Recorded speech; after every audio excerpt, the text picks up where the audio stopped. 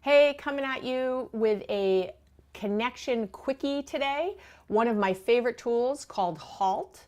As many of you know, I'm a person in long-term recovery, and a lot of the tools, not a lot, but some of the tools I use are from the 12 steps, Alcoholics Anonymous, Narcotics Anonymous, those kind of groups.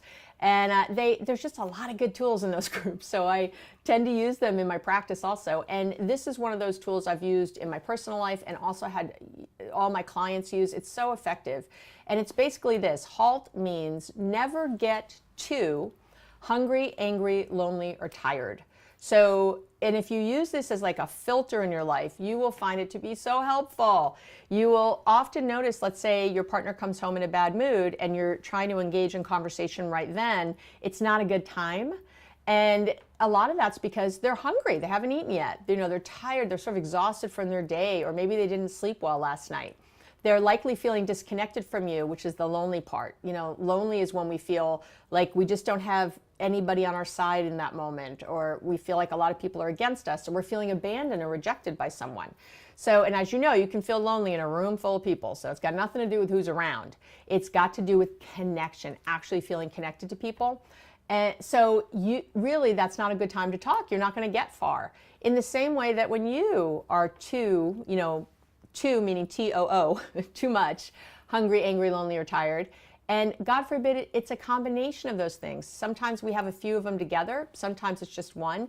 But it's enough to send connection, communication off the rails, because we are so kind of consumed with that. And most people don't realize it's happening, and that's the problem. And I'll tell you, this also works great with kids. When my kids were smaller, when they were ever having when I see that meltdown starting, when they would get like just really upset or frustrated about something, or if the tears came, my first reaction always was to get them some water and a hug.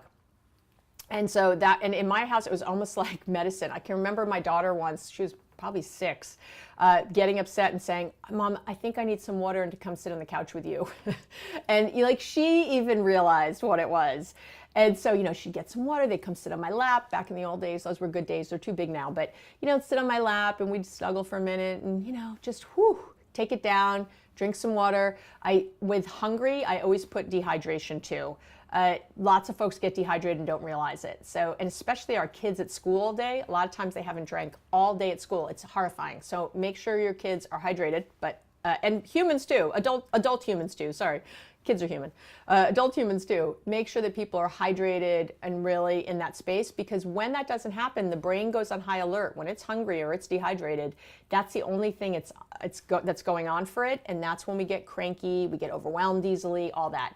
And again, if there's any combination with being too angry or upset about something or feeling disconnected, when your partner comes home maybe from work and he or she is in a bad mood and seems really edgy or whatever that is, that's not a good time to be like, "Hey, what's going on? Why are you in a bad mood?" Leave it. And instead, you want to connect first. Give them a hug. Welcome them home. Even if they're being, a little rotten, just, give them some love. And make sure they get something to eat and drink, offer them some things, have that settle in time and that connection before you go any farther. If you're in HALT, if you are in HALT, or if your partner is in HALT, if one of you is too hungry, angry, lonely, or tired, or any combination, you're not going to have a great conversation. It's not going to go anywhere anyway that feels healthy and good and productive. So stop in the HALT, stop. Take care of something there. Again, it's usually something you can connect to or rest or one of those things, and then proceed with whatever conversation, dialogue you need to have after those things are taken care of. I'm Dr. Abby Metcalf. I help people create happy and connected relationships, even if their partner won't do a thing. If you haven't already, please subscribe to my YouTube channel here, or you can also go on my website and sign up for my newsletter, and you will get these videos sent right to your inbox with my weekly newsletter.